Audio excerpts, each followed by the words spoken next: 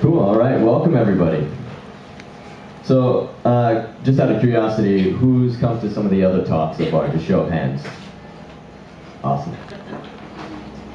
So you guys know how the format's gonna work. I'm gonna share a little bit. We'll go into some of the ideas. Today's about authenticity, vulnerability, expression, getting that true self, who you really are, getting it out there into the world. And so I'll share a little bit about that, and then I'm going to have you guys bring some questions forward, anything that might be on your minds, anything you want to share. This will be my speaking companion today. All right. So, vulnerability and expression. Where to start with that? You know, I was thinking about that as I was coming in today. And I was trying to figure out, okay, how do I talk about what our real expression is? How do I get them to experience what that is for themselves? And then I realized what I was doing on my motorbike. I was zooming along, going. I get to like the little stoplight, people around me, I'm like. As soon as I start going again. This is our expression, our vulnerability. We do it when we're alone quite often, and when we think nobody is around to notice it. But that's who you really are. That's the part that I bet if you were expressing all the time, in every situation, amongst all company, that people would simply look over and either be like, oh, or they'd be like, hey. Because here's the thing about authenticity. It is your most attractive quality. I'll say that again, authenticity is your most attractive quality. The reason being is that we're, as humans and probably even animals also, any sentient being senses the energy of somebody or something. Not the words they use, not even the things they write or maybe try to hide in politeness, but they're gonna sense where you're really at. It's like if you go to somebody and you're angry with them, you're like, no, it's so good. We're fine. No, we don't know what to talk about it. There's something else going on there, right? So, because we can sense what's really happening, we see a disconnect. And as you know from my other talks, I've mentioned quite a bit about this idea of connection, whether it be connection to the true reality of things, connection to the moment and its spontaneity, or connection to each other where, are we really being who we are with one another, with the world, with this moment? And if we're not, it's felt. Not just by those around us, but by ourselves. We sit there and we'll get frustrated. We'll have this feeling inside of both resentment to ourselves and frustration, judgment, all sorts of stuff starts to bubble up. And it's so subtle that we don't notice what it is, and instead it just starts to permeate our choices instead. Maybe at its extreme, you stop going out and socializing because no, nobody likes me. Well, that's because you never share yourself. Things like this where, even in a subtle form, if somebody says, hey, how are you? And you answer, oh, I'm doing well. And there's like water welling up in your eyes. They're also going to hide because they're like, well, I think something's wrong, but they didn't want to share, so I'm not gonna ask because that's probably the last thing they want. When really what's wanted is, please, somebody ask me. I need somebody to hear me out right now. So vulnerability quite often is mistaken as weakness, is mistaken as this, the actual definition is an opening to wound. To be open, to be wounded. Now, that immediately has this feeling of fear because you're like, oh, no, I don't want to be wounded. But let's look at the word wounded. Wounded simply means to open. It's an opening. That's good. If we could open our hearts, open our minds, open ourselves, so that we would be vulnerable to that connection. So let's shift our idea of vulnerability. To me, vulnerability is the strongest place that you can be. Because if you're anything but vulnerable, then you're hiding something, and that's somewhere where you actually have something to lose. Because somebody could find you out. But if instead you're just showing it right outside, you're expressing it fully, there's nothing to hide. They see you as you are and you're owning it. Have any of you had a friend that's just like a complete jerk, but they own it, and so you love them for it? You know exactly what I'm talking about, right? But if somebody's a jerk but acts like they're the nicest person, they've got a candy coating, you're like, jerk. So what would happen if we all just started wearing ourselves on the outside? Being who we really are.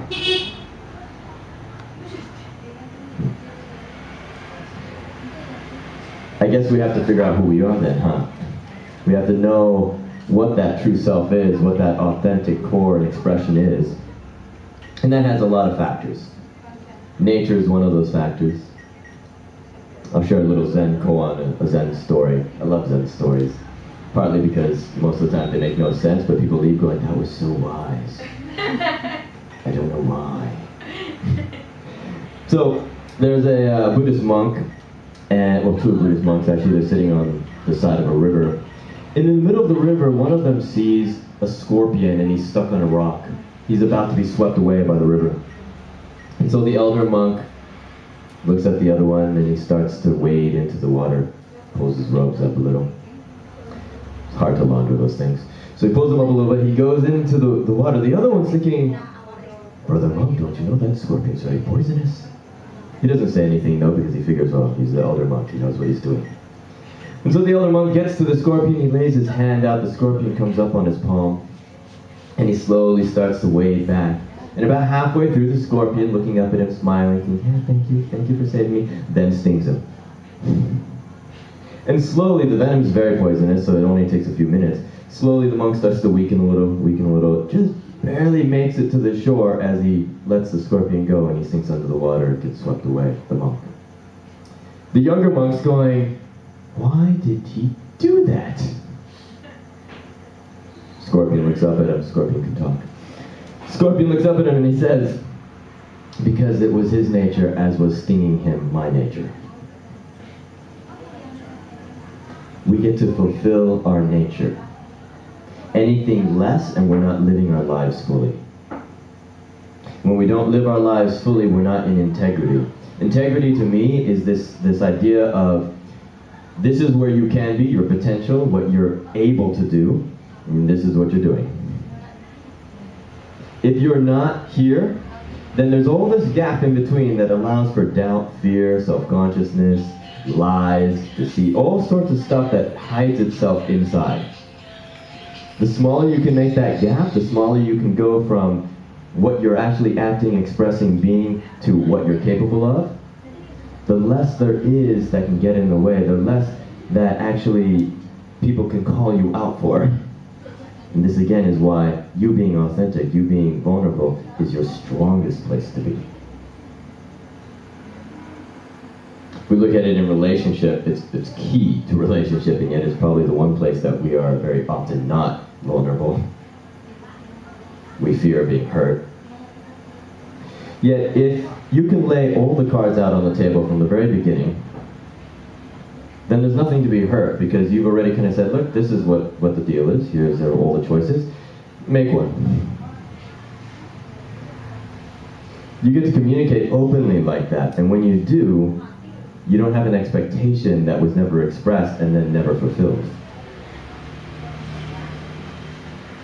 I actually like that idea of these, we create our expectations, right, all the time of each other, but we never actually express it as a desire.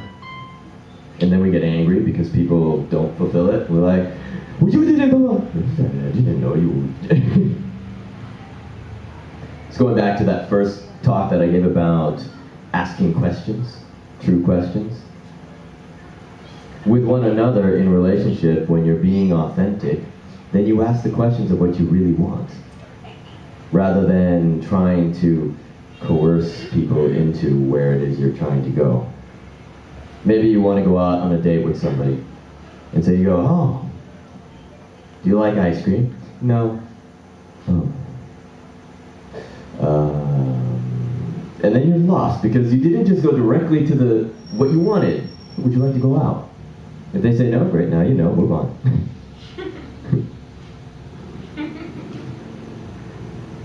I had a coach once that said, fail fast.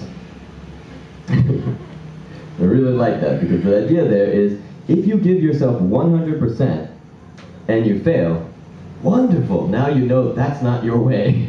Do it differently. In your authenticity to do as you feel and say and like and express, I don't know how vulnerable that makes you, unless there's something inside that is still feeling weak, in the sense of, isn't that just empowering, and empowering other people around you? So there's two things that I'm picking up in that. One, I want to bring us back to the idea that vulnerability is not weakness. That, I think, is just something that's been conditioned into us, to think that being vulnerable is weak. To me, vulnerability really is the most powerful place you can be.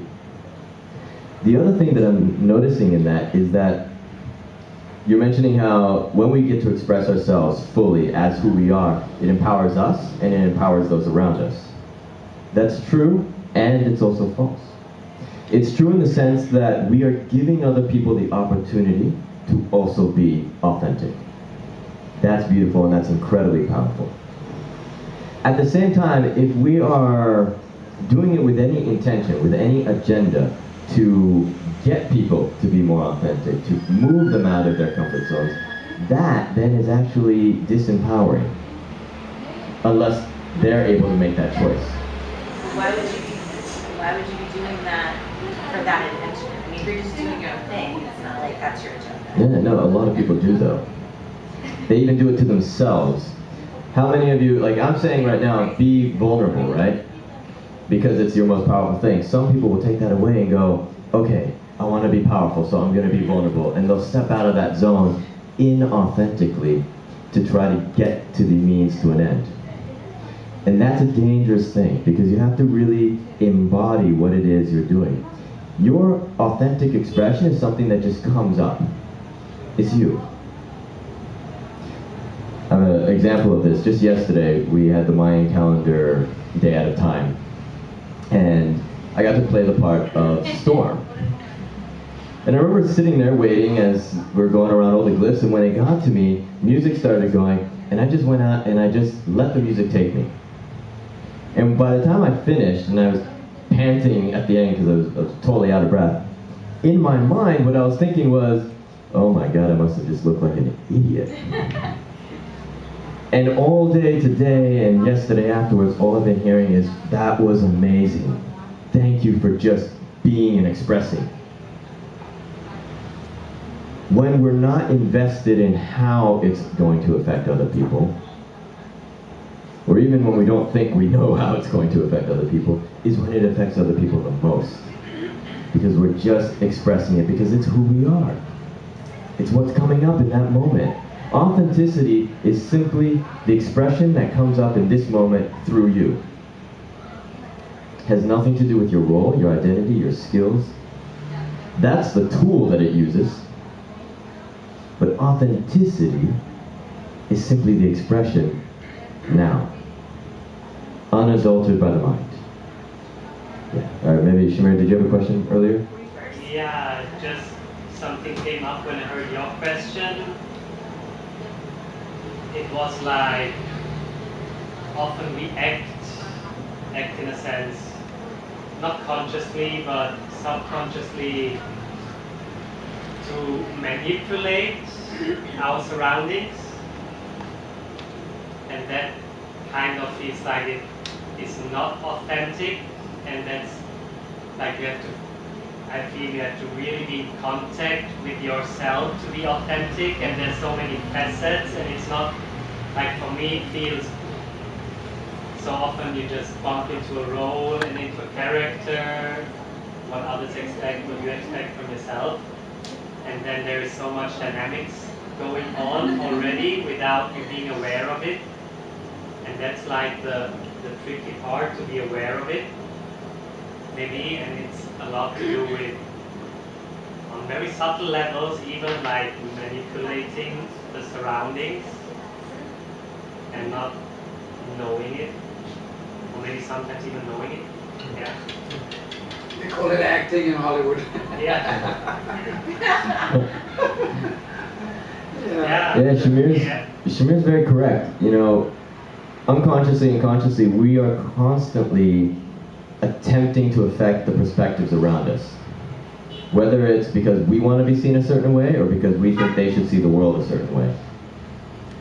And it's really interesting because if you ask yourself the question, how do I share my truth? Go ahead and ask that to yourself right now. How do I share my truth? Because each of you has your own truth. Your own way of seeing things, your own way of expressing, and your own way of receiving. And quite often, because we are identified to that, because it's who we are in that moment, we believe other people should be too, and we don't even realize we believe that. That's why when somebody acts out of accord with how we see the world, we're confused. We don't understand. We may even get angry.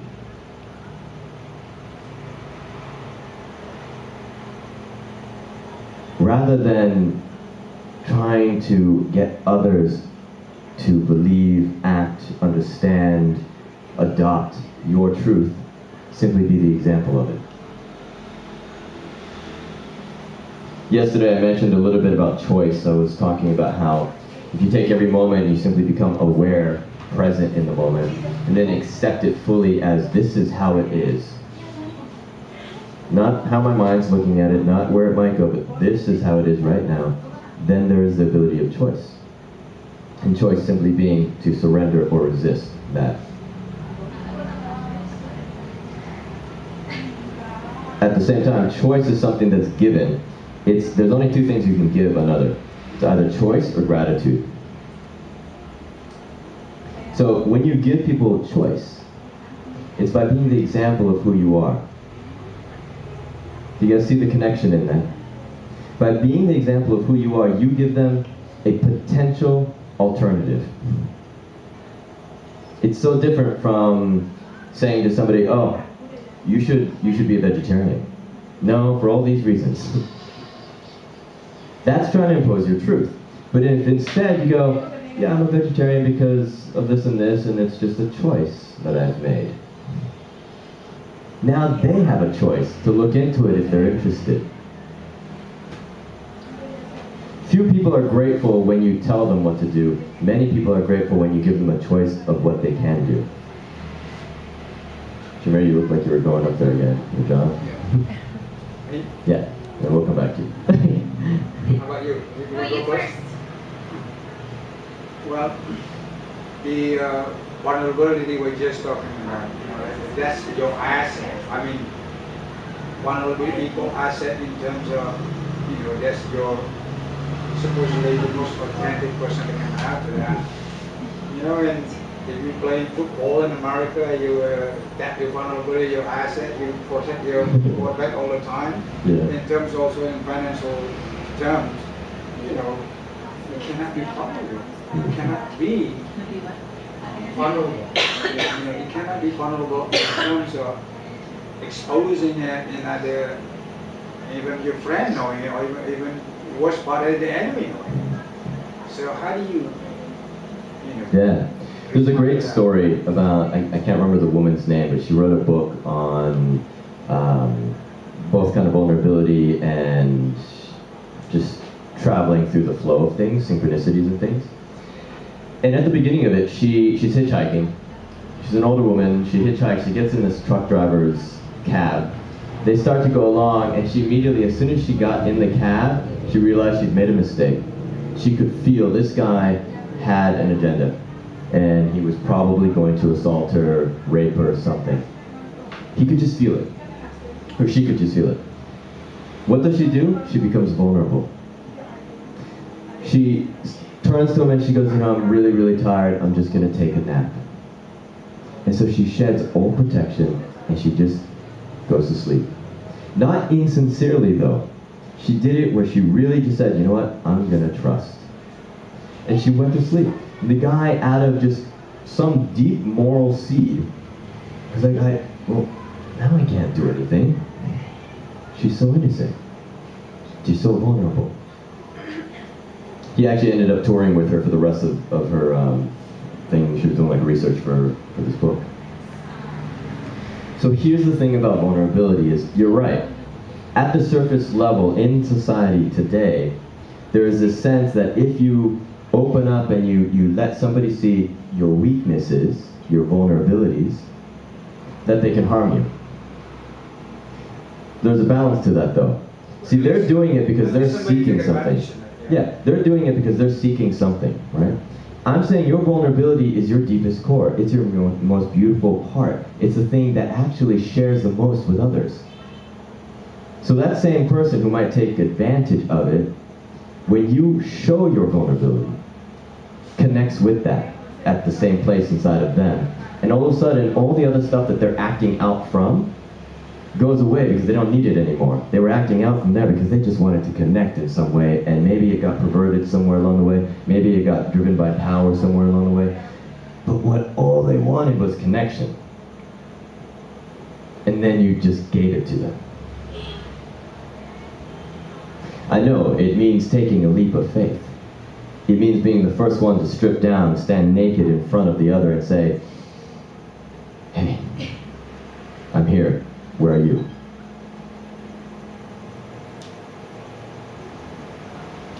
What was your question? I don't know, it's like, with, you know, with the whole putting it out there thing, I do that a lot, especially with songs that I write. I just throw it out there, and don't fight. I find that I'm okay with it, but every once in a while, I forget that I'm okay with it, or there's like a fear wave, you know, and I just, sometimes it's like, I know that that's not reality, but, yeah. And like you were saying, you know, when you went up and you did the storm thing, and everyone's like, oh, it was fantastic, because it was, like, good job. But, you know, in your mind, you were like, oh, I bet I just look like an idiot. How do you, I mean, does that make sense, what I'm saying? Yeah. How do you counteract that fear wave? Yeah. How do you, like, lessen it so that it's less of a vibration? What I feel from that, what I'm getting is that when that fear comes up, it's because there's some self-doubt. There's something about ourselves that we're thinking, oh, no, this isn't going to be seen right, they're not going to really see me, that all this stuff. So vulnerable. Yeah. Yet you're not, because you're actually still hiding something from yourself. Let's see if I can explain this. Sure. On the football analogy. Okay, so how many times have you seen, say, a wide receiver running down the field? He's got a goal in mind. He's focused. He's got to make this yardage for the first down or the touchdown. He goes up. He extends himself. He's totally open. He knows the strong safety's coming. He's about to get clobbered, and it's going to hurt. But he goes up and he catches that ball anyway. He grabs it, he pulls it in, and he achieves his goal. So sometimes in order to achieve our goals, to win, whatever that is, it's to show love, give happiness to somebody else, whatever that goal is, we have to put ourselves out there in a position of vulnerability. And sometimes you get hurt in the process, but we still make that touchdown. Yeah. No, it's perfect. It's this idea from what I was sharing yesterday. Be 100%. When we're fearful about something, we hold a little back. The moment we hold a little bit back, then we are vulnerable in the sense of a weakness, because now we've created a little hole for somebody to come along and puncture or reach us in a way that we haven't actually said, hey, you can connect with me here. We're hiding something from ourselves. Another great example of this is similar to what you mentioned with my thing at my calendar. When you get a compliment, very few of us, it's easy to take compliments, right? Why? You don't want to seem like an asshole. Somebody is paying you a compliment, is saying, wow, you're beautiful, wow, you did a great job, or you sing amazingly, or all these different things. They're paying you a compliment, and we have such immense difficulty taking it in. Well, why is that? Why is that? Exactly. Why is that? Why is that? Worthiness. Please, because we can't hear it from someone else until we've heard it from ourselves. Thank And you. we don't believe ourselves, why would we believe someone? Exactly. That's exactly what it is. If we're not believing it ourselves, we are afraid somebody else, well, one, we don't trust if somebody else says it, and two, we're afraid that everybody else is just seeing what we're seeing. We have this idea of, and it's perfect for expression, right? In expression, we want to come across the best that we can. And the best that we can is dictated by the moment, not by what our capability or capacity is. If you're sick and you have a sore throat and you're a singer, the best that you can is not going to be the same as the best that you know you can. So perfection in that moment is just whatever you can. And if you can't see that, then you're going to suffer because you're going to judge yourself. You're going to think, maybe you won't judge yourself in the sense of I'm a terrible singer now, but you're going to judge yourself at some subtle level going, I'm not performing the way I can. Oh, they're not really seeing me the way that I know I can be. All these things. So how much easier would life be if we just went, oh yeah, right now, this is my best and it's beautiful. In expression, when we're talking about vulnerability, authenticity, and expression, it all has to do with the present moment, and it has so much to do with accepting who you are in this moment.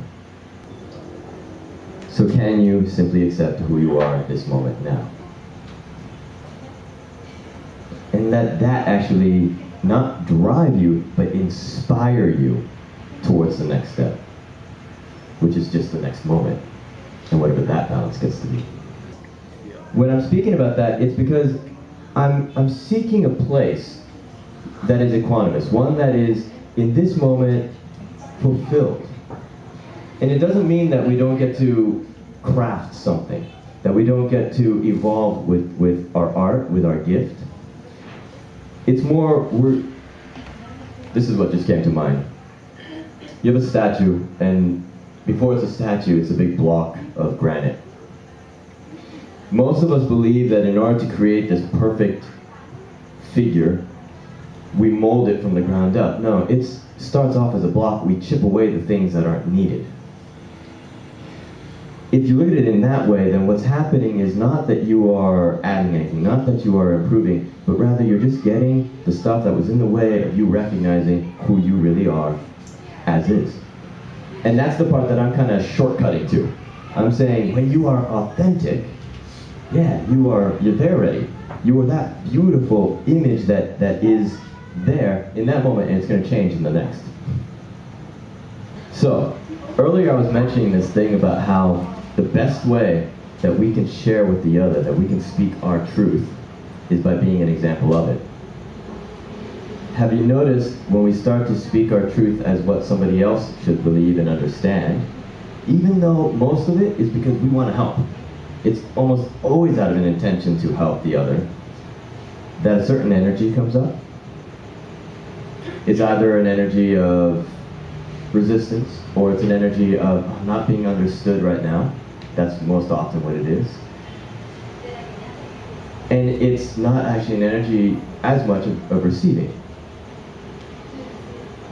And so I'm pointing it out because I know Gypsy's taking in a lot of this, and it's beautiful. I can see it when she smiles, and I'm like, oh yeah. And then something else goes in, well, that's not it.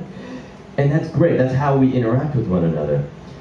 Vulnerability would be being like, okay, I'm actually not sure what I'm asking right now. You know, whether it be the person that's sharing or the person that's asking or whatever it is, make that question in your own head. What is it that I'm asking, wanting, or giving at this moment? And is it because I want to share something about myself, or prove something about myself, or justify something about myself? Or take away discomfort that's happening outside of myself? Expression has kind of a dual spark, you could say. As a spark that comes out of preservation, and then it has a spark that comes out of the moment. The one that comes out of preservation is going to be reserved to some extent. It won't be 100% because you have to always keep a little bit in reserve, just in case. Whereas the one that's in the moment, it just comes. You don't even know when it happened, and you're like, wow, I just did that, or I said that, or that happened. Those are the beautiful ones, because it happens in performance. It happens when, for those of you who are performers and you get up on stage and you do stuff, when you're in your zone, are you thinking about it anymore? It's just happening. And that's when it's the most beautiful, because it's coming through you. When I speak of, this is, again, just coming up. When I speak of authenticity, it's what is coming through you in the moment. It's not you. It's using the skills that you have cultivated. So coming back to, Gypsy, what you were saying, you craft the skills so that something can come through you in the moment. Is that, do you guys agree with that? Or am I just like throwing my own truth out there? Cool. You know, we are energetic beings. And our expression, how we express ourselves, and every time that we express ourselves, is moving that energy. And we want to keep that energy dynamic, because when it stagnates is when we feel that heaviness, when we feel depression, when we feel like nothing's really moving, because it's not. We're not inspired at that moment. What's beautiful, because we're also social beings, is that as we express, and whether it be an expression that can be recognized as something that's coming from ego, or whether it's coming from self, or if it's coming from the moment, doesn't matter. What can we do to both feel, receive, and share that energy of expression all the time? For whatever reason, we've been conditioned to hold in our expressions to some extent, especially the ones that maybe we judge. Or maybe we know were painful to express before, maybe because somebody didn't react the way we wanted. It's something as simple as you stub your toe and you don't go, ah! Instead, you're like, okay. Later on, you yell at your partner for something completely unrelated. That energy doesn't just go away. It goes somewhere, gets stored, it's ready. You look at an animal, and if it gets any kind of trauma, the first thing it does is it expresses it, it gets it out. So this is again why I'm saying your expression authentically is what this moment is moving through you. You get to just be that channel, not a channel as in like, yeah, no, not that kind of channel, but a channel that, because of the surrounding, because of the people that are there, because of the fact that all of you right now are giving me the energy I need to simply have clarity, even though I don't know what's coming out of my mouth. That is what I mean by a channel. It means we're connected. Ultimately, it always comes back to that for me. How we connect with our energy, with our attention, our intention, and our vulnerability, because I don't know what your intention or your attention is unless you're being vulnerable with me by showing me. And that's the only way then I can reciprocate. How many of you have gotten mad at a partner because they weren't responding the way that you wanted, that you didn't share? Uh-huh. Why don't we share it?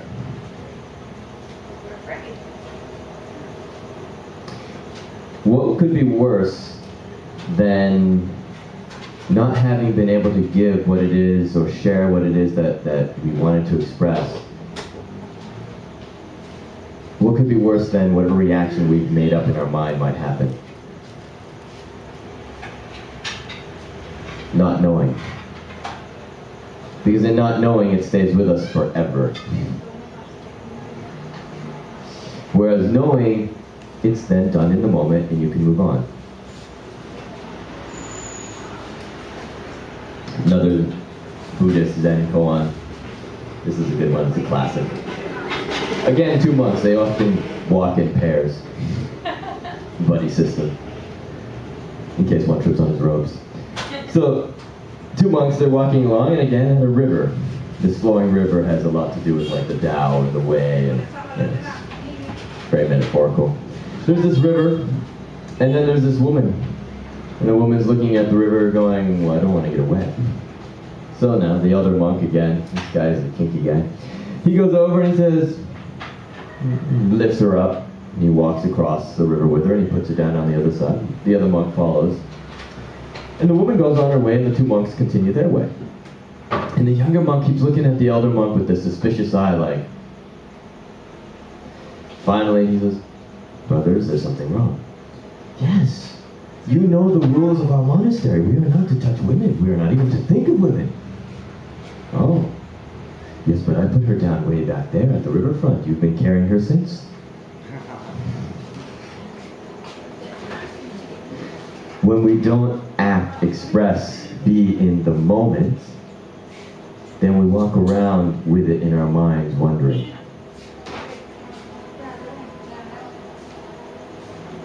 Because, as I said earlier, everything is energetic. It's an energy that came into you to be expressed out of you and to move on. But if you let it come in and then you're like, no, maybe I shouldn't, no. I'll share it later when it's safer for me. Then it stays there. And I can guarantee that the next moment that it's appropriate for, that it's the perfect balance for, isn't going to come along for a while. And you probably won't recognize it because you're going to put up so many thoughts and ideas and stories in front of it.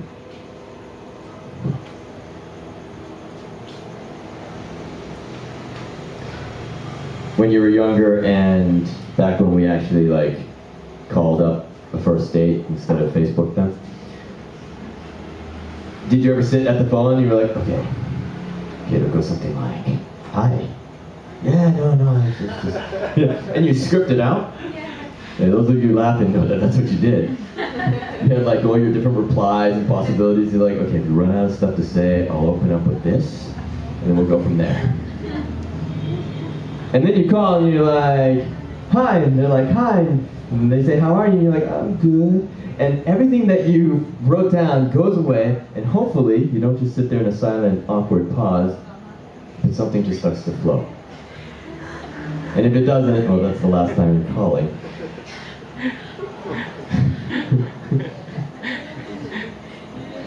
We try to script and plan too much when it comes to how we get to express and connect with one another. Because we don't know how it's going to happen until it happens. And the most beautiful way that it's going to happen is in the moment. Even if it's something, and this is where you can be vulnerable and really authentic, where let's say you meet up with somebody in person, and you bring your list of ideas, and you start to talk, you get to a weird place, you go, hold on, I was nervous, I needed this. I bet that's going to take you in a whole new route. That's one of the things that I love about vulnerability, is it gives you the permission to not know. It gives you the permission to be awkward, and it gives you the permission to simply be like, and notice how that brings about joy? Because it's just what's true then, in that moment. Which means it connects with something of you in this moment. I think it's a different kind of fear. When it comes to expression, it's a different kind of fear than our usual fear of the unknown. This one is more of a fear of losing something. It's like we believe that if we express a certain way, we might lose the way somebody sees us. We have an image, we have an identity, and a way that we want people to relate to us. While at the same time, if it's not who we authentically are, we're going home at night going, God, I wish I could just share who I really was. Yet we're so afraid to let the identity go.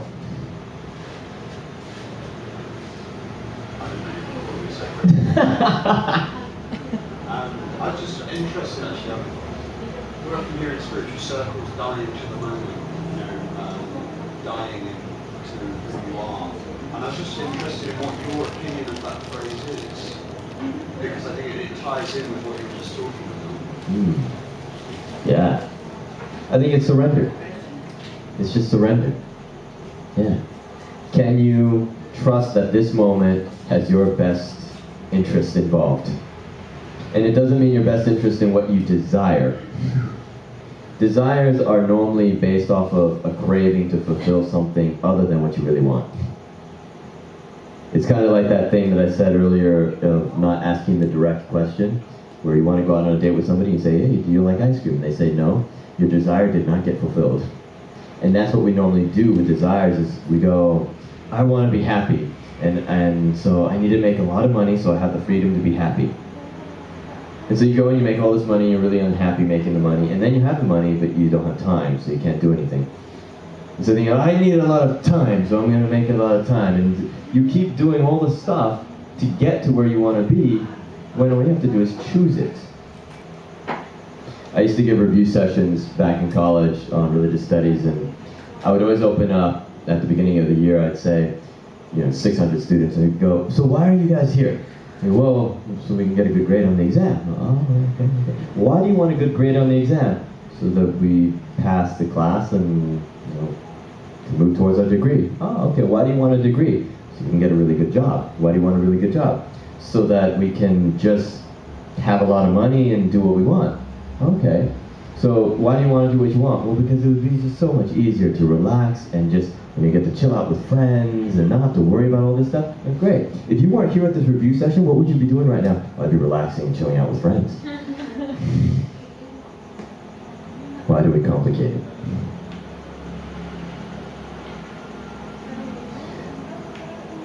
I'm a believer of the fact that there isn't a process to things. Everything happens in this moment if you surrender. That means every choice, every intention, every desire, every manifestation that you want happens right now. It's just the results that take a little while because you have to get out of your own way to recognize them. Does that make sense? You say you don't believe there is any process, you say? Yeah. For something to actually happen, to begin, there is no process. It's instantaneous. The moment you think of it, intend towards it, want it, believe it, choose it. The results of it, though, that takes time because we're in our own ways. You had something unloaded here. Is it still there? How do we get out of our own ways? Ooh. We'll come to that in a moment. Did you have something? What if you feel that your authentic self is in some way confronting other people and how to deflect that kind of fallout? I'm talking as an artist because when you decide that you want to be a full-time artist, you often have voices coming at you from other people who perhaps tried it and decided it's not for them, saying that it's a very, very hard thing to do. And of course, those voices do play in your head. Not that you can't do it, but just that it's a very, very hard thing to do. So, I mean, how to sort of deflect that in a way that you're not kind of giving your power away by engaging with it too much? You will take on your power and express it fully when you're not doing something that isn't your authentic self. So here's a choice, right? We often do take on careers or jobs or other things because we're seeking something else to lead us back to what we want. And that's what I mean by the process that takes us around in this complicated circle. And that's the only reason those kind of complications come up, is because you're in a position that you're not allowed to be yourself. So then you might need to change what that position is. Does that align with the saying that if you are in your authentic truth, then everything flows? There is no resistance, and if you are not in your authentic truth, then you get more resistance and things feel like an effort. Yes. Yeah.